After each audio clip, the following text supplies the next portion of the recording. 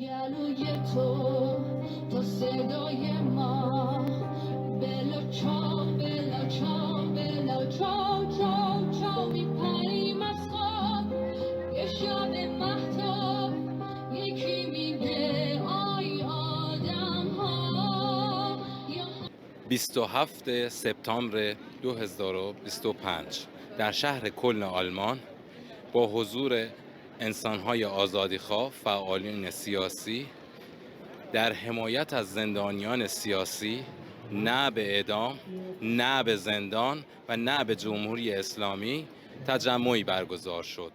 سیاسی در ایران و برای جنبش زن، زندگی، آزادی گرد هم آمده ایم. حضور شما نشان می‌دهد که صدای آزادی، عدالت باید فراتر از مرزها شنیده شود. Frau Leben Freiheit, Woman Life Freedom. کمپین برای آزادی کارگران زندانی Freedom Now و کنشگران حقوق بشر ایران و با حمایت و همراهی چندین نهاد و انجمن دادخواه و آزادیخواه از جمله کمپین نه به اعدام، دادخوازانی کردستان، انجمن زن، زندگی، آزادی، کمپین بین المللی علیه اعدام، کانون دفاع از دموکراسی هلند، رسانه ارسلان احمدی ریکابادی، کمیته برای آزادیان زندانیان سیاسی سازماندهی شده است. ما امروز نماینده یک صدا هستیم، صدای کارگر زندانی، صدای زنان و مردانی که در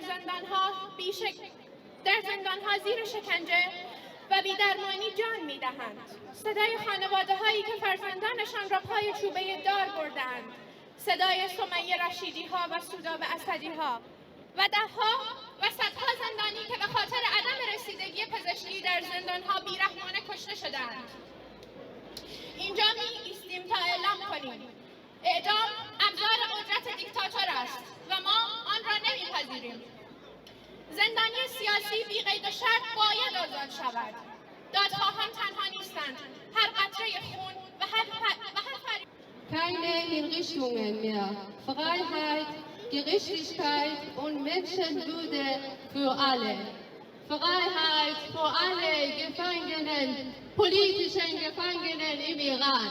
Freiheit für alle politische Gefangenen im Iran. Freiheit für alle politische Gefangenen im Iran. Freiheit für alle politische Gefangenen im Iran. Frau Leben Freiheit. Frau Leben Freiheit. Frau Leben Freiheit. به نام انسانیت و آزادی، به نام مقاومت که معنای زندگی است و به یاد همه جاودانان راه آزادی و انسانیت. تنها در یک ماه گذشته شمارش اعدام‌ها در ایران به 190 نفر رسیده و در 9 ماه نخست سال میلادی جاری بیش از 1000 انسان جان خود از دست دادند. آماری تکان دهنده که نشان می‌دهد رژیم ضد بشری اسلامی هر 5 ساعت جان یک انسان را می‌گیرد. این اعدام‌ها نه عدالت بلکه ابزاری برای سرکوب، ایجاد رعب و بقای حکومتی بی‌مشروعیت است. هر تنابه‌دار سندی از تداوم جنایت است و هر جانباخته زخمی تازه بر پیکر جامعه ایران. این حکومت مرگبار اسلامی با انکار اساسی ترین حقوق هر انسانی، یعنی حق حیات که در ساختارش نهادینه شده است و برای مردمان ایران مرگبار است.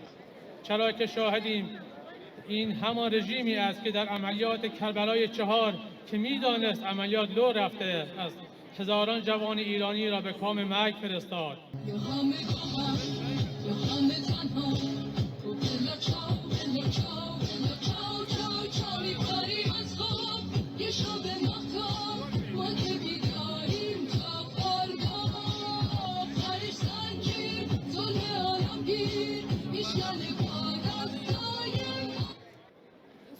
سمیه رشیدی رو داشتیم که در زندان چون رسیدگی هایی بهش نشد جونش رو از دست داد و میتونیم به پسر عیسی ابراهیم زاده اشاره کنیم. پدری که در زندان بود و فرزندش رو از دست داد. رامین فاتحی برادر من که زیر شکنجه زندان کشته شد و من و خیلی دیگه امثال من که به دردهای مبتلا شدن در زیر شکنجه و داروهایی که بهشون داده شده، اینها گوشه کوچکی از جنایت‌های جمهوری اسلامی هستش. دوستان این جلو عکس 60 تا کودک رو ما داریم می‌بینیم. همینجا این عکس‌ها موجوده، ولی ما در سازمان‌های بین‌المللی دیدید پزشکیان خونخوار جلاد عکس کودکانی رو در دست داشت و اونجا نشون میداد به عنوان جنایت جنگی. خب این چیه؟ این عکس‌ها رو میشه جنایت نگفت؟ آیا عزیزان ما رو که کشته شده میشه جنایت نگفت؟ کسانی رو که کشتن در جمعه خونین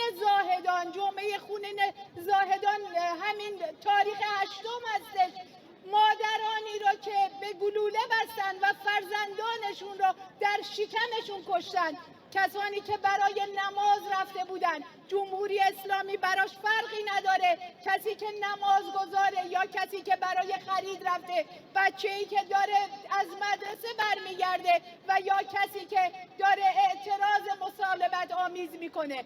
برای جمهوری اسلامی هیچ تفاوتی نداره، همه رو به یک چشم، به چشم دشمن خودش میبینه. زندانی سیاسی آزاد باید گردد. حکومت اسلامی با هر جناح و دسته نابود باید گردد.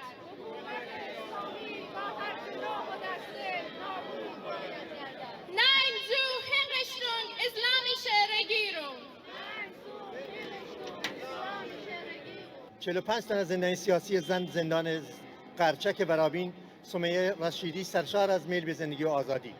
ضمن تسلیت به تمامی آزادیخواهان و زندانی سیاسی و خانواده سمیه رشیدی همبندی جانباخته‌مان، امروز 3 مهر ماه سال 1404 خبر جانباختن همبندیمان سمیه رشیدی را در حالی میشنویم که اخبار ضد و نقیض شرح حال وضعیت او را به دور از واقعیت و با تعریفات دروغین بازنمایی می‌کند. ما 45 نفر از زندانیان زن بند سیاسی زندان قرچک برامین شهادت می‌دهیم سمیه رشیدی نه به احتیاط به مواد مخدر دچار بود و نه از بیماری روانی مشخصاً رنج می‌برد. ما شهادت می‌دهیم سمیه رشیدی با اطلاع کامل مسئولان امنیتی، سازمان زندان‌ها، زندان اوین، زندان قرچک، بیداری زندان قرچک از زمان بعد به ورود به زندان به بیماری سر مبتلا بود.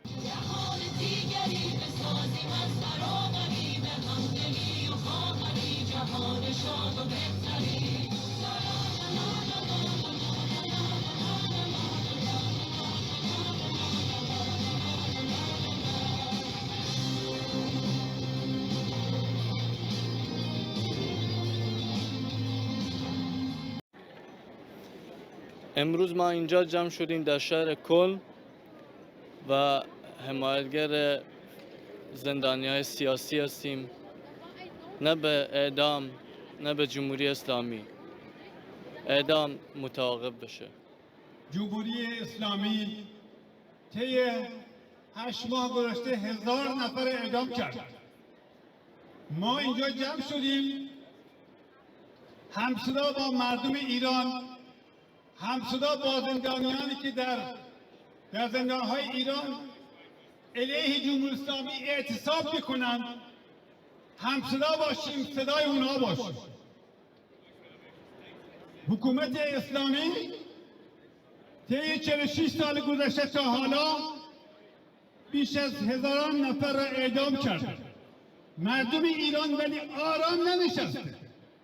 بیش از 5 بار انسان‌های زیادی اومدن تو خیابان مبارزه کردن علیه جمهوری اسلامی و تمام پروسه زندگی شده انقلاب زندگی آزادی، انقلابی که مردم ایران، جوانان، کارگران، بازنشستگان، رانندگان تریلی، همه اینا و همچنین فعالین خارج کشور زحمت کشیدیم، جانفشانی کردیم که بتونیم جمهوری اسلامی را زیر فشار بذاریم. الان جمهوری اسلامی در دنیا منفوره. در کل دنیا هیچ حکومتی، هیچ حکومتی جمهوری اسلامی رو به رسمیت نمیشناسه. حکومتیه که ضد زنه، کودک کشه، کارگر کشه، حکومتی که مافیاست، دزده و انقلابی که در اونجا هست علیه این حکومتی. مسیرم جنگ، دل ما بزرگ، نظر شما تنگه، ذهنم سفید، صدامم سبز، سپرم عشق، سلاحم رپه، فریاد مظلوم تو سینم، هنجرم پرچرک، جوهرم خون معترض، دفترم جنبش. خبرهایی که میشنویم خیلی دهشتناکه. سمیه رشیدی و چندین زندانی دیگه طی روزهای اخیر متاسفانه به خاطر نبود عدم رسیدگی پزشکی جون خودشون رو از دست دادن. زندان قرچک فقط یک اسمی داره به نام قرچک زندان، ولی یه سوله‌ایه که هممون میدونیم در چه وضعیتی هستن. یا زندان تهران بزرگ و اعدام‌هایی که تو این چند روز اخیر صورت گرفته مثل فاضل بهرامی و خیلی های دیگه که در صف اعدام هستند.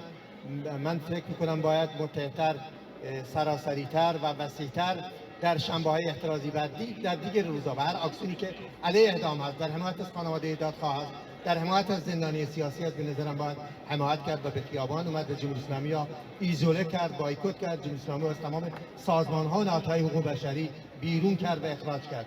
ما امروز اونجا اومدیم که بگیم صدای تمام زندانی سیاسی هستیم، صدای دادخواهان هستیم، صدای محکومینی که هستیم همین الان در سلول‌های انفرادی در بندهای مخوف جمهوری اسلامی 2 الف و وزارت لعات هستن و منتظرن که جمهوری اسلامی هر آن امکان این داره که این عزیزان رو اعدام کنه. با حمایت از زندانیان سیاسی و با شعار زن زندگی آزادی، زن زندگی آزادی رو تا پیروزی کامل و نابودی جمهوری اسلامی ادامه خواهیم داد. زن زندگی آزادی، نه به اعدام. اعدام قتل عمد دولتی است. حکومت اسلامی مرگت فرار رسیده، نه به اعدام بله به زندگی.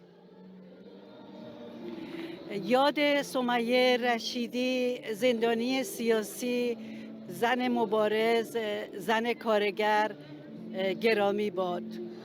اون به خاطر عدم رسیدگی و نرسیدن دارو به مغزش در واقع اعدام شد. نه به اعدام، مرگ بر حکومتگران و ستمگران. گرامی می‌داریم یاد عزیز جانباختگان، گرامی می‌داریم یاد عزیز دادخواهان و خانواده‌های جانباختگان. نه به جمهوری اسلامی، زن زندگی آزادی.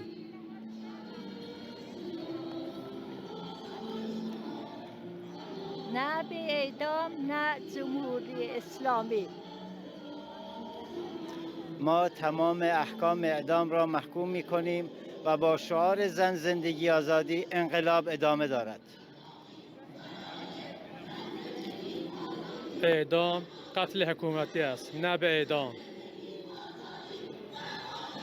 بنده یکی از فعالیت‌های سیاسی در آلمان در ایران کردم و امیدوارم هر چیز زودتر جمهوری اسلامی نابود گردد. نه به اعدام، نه به جمهوری اسلامی. پایان جمهوری اسلامی نزدیک است. مرگ بر خامنه‌ای. Hoch die internationale Solidarität. به امید آزادی همبستگی برای تمام مردم ایران. ما اینجا جمع شدیم که صدای زندانیان سیاسی باشیم، صدای خانواده‌های دادخواه باشیم. شتوب هینقیشتونگ و آرزو میکنیم که طناب‌های دار در ایران به زودی برچیده بشه، البته با برچیده شدن حکومت جمهوری اسلامی ایران. نه به اعدام، سرنگود با جمهوری اسلامی. Es ist eine Schande, dass Frauen immer noch für ihre Rechte zu kämpfen haben und alle Menschen überhaupt für Rechte zu kämpfen haben, obwohl wir alle gleich sind. Women, Life, Freedom. Frau, Leben, Freiheit. پایان جمهوری اسلامی نزدیک است، نه به اعدام. نه به اعدام، نه به اعدام.